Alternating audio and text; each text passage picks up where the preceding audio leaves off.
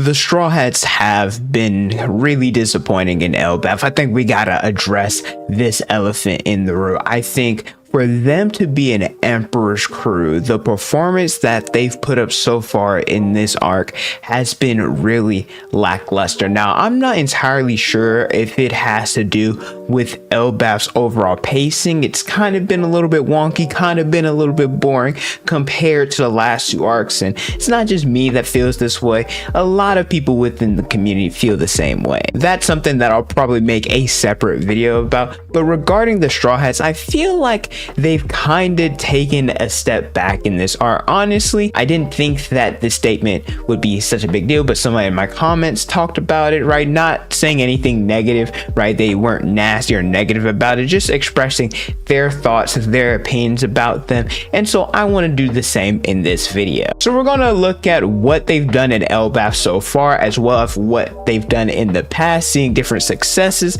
different failures, kind of comparing the two, to see, hey, if it's a trend or it's something specifically that only happened in this arc. Now, for the statement regarding why they've been disappointing, I'm talking about the Straw Hats that are specifically a part of the Collun Pirates. So I'm not talking about the Monster Trio, and shockingly, I'm not even talking about Robin and Chopper, because I already said that I had a problem with them hiding, but then we got a little bit more clarification, so they're in the clear. They're in the clear. So the Straw Hats that I'm referring to include Jinbei, Brook, Usopp, and Nami. A little bit of backstory: Jinbei, he just put out the fire. The Collun Pirates, they're like, hey, we're all good. However, they were met by Guko, who made her way up top the Savar. They had a back and forth dialogue, but it ended in a quick skirmish. And what happened? Well, Guko, she put belt to ass. The Straw Hats attacked her with no avail, and to give some pushback, all right? Number one, her devil fruit, it's kind of tricky, and number two, well, she's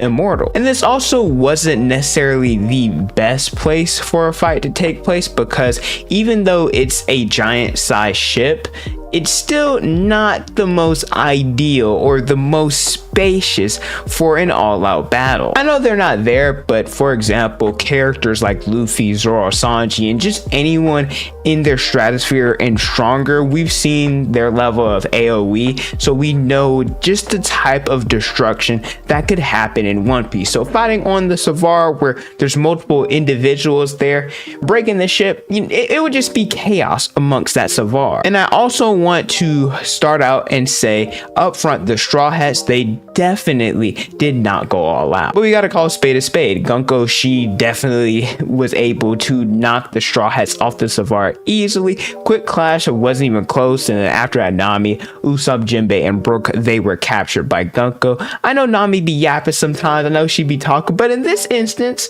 she has a fair point. Former 7 warlord of the sea, Jinbei, 1 billion berry bounty, a master of fishman karate. You mean to tell me Jinbei couldn't have done more? Now, part of it could be on me. It 100% could be on me. I could be underestimating the Holy Knights. I'm not gonna lie, they've definitely surpassed my expectations. I think we all can agree. Shamrock, Garlink, we knew that they were going to be monsters. Yeah, I didn't know that Guko, Summers, and Killing Cam, and whoever else is going to be introduced as a part of the Holy Knights, I didn't think there were going to be threats like this. Especially since it's confirmed that all the Holy Knights are immortal, which was not only showcased by Guko after Usopp blew her up and she started regeneration, but Saul, he also confirmed this as well. I also think that Oda, he decided to have this clash to showcase a little bit more of Guko, her devil fruit, and her strength, because, well, the other two instances, it wasn't really, I guess, made Guko look good. It made her look like really bad for beating up on 2 unnamed guards and on a chained up Loki, right? I don't think anybody was necessarily going to give her praise for, well, beating up on no names and somebody that can't fight back. So as I mentioned, this was Oda's way of just giving her a little bit of gas, as well as showcasing off her devil fruit, because I'm gonna be honest with you, I know what it does, but I don't know what it does. It's very unique, very tricky. And speaking of tricky, I guess you could also make the argument and acknowledge that in the series, it has been known that tricky devil fruits have even tripped up some of the strongest Straw Hats. For example, Perona and Sugar. Yes, there are individuals that are physically stronger than them. If you're ranking who's the strongest characters, you're probably not picking them, but at the same time, their devil fruits are so broken and so tricky, well, it makes them troublesome opponent. But if you guys have made it this far into the video and you're enjoying the content, let me know by leaving a like, subscribing subscribing to the channel and hitting the notification bell so you guys never miss out on a new video. I provide different One Piece content almost each and every day. Now, the only reason why I'm making such a big deal about this is because, well, there have been a few instances where the Straw Hats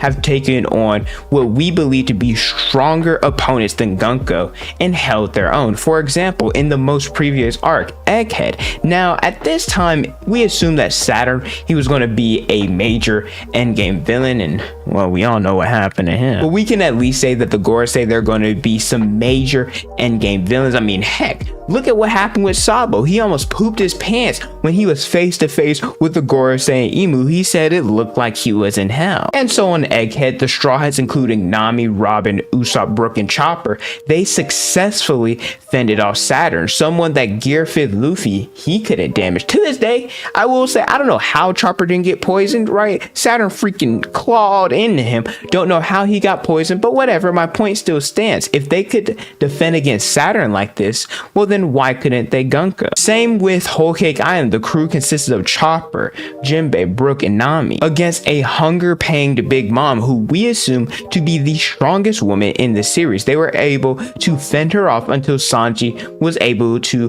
deliver the cake. Chopper, in his monster point form, he was able to clash against Napoleon. There was Nami using Zeus, Brook in his ice abilities, and Jinbei, the most impressive out of everyone. He temporarily stopped Napoleon and even used a technique that knocked Big Mom off the sunny. Once again, where was this Jinbei? Or where were these versions of the Straw Hats? I guess Chopper being in both scenes, maybe he's the common denominator. Maybe they were just missing the glue guy. Now, Oda is known throughout One Piece to make the Straw Hats drop their guard dang near every arc, and if we're being honest, heck, even Luffy and Zoro, it's happened to them. We saw on Fishman Island how Zoro's group, they got captured. Punk Hazard, Luffy shouldn't have lost his Caesar when he did. Zoro, Sanji, and Brook, they got knocked out by the Yeti Cool brothers. I could name so many different examples throughout the series. I guess you could argue that this is Oda's way of providing a little bit of tension to the story. So although I think it's annoying, although it doesn't make sense sometimes when such strong individuals shouldn't be losing to people under them, I guess because they're holding back or they underrest their opponents, that happens. I guess I kind of get it. And so looking at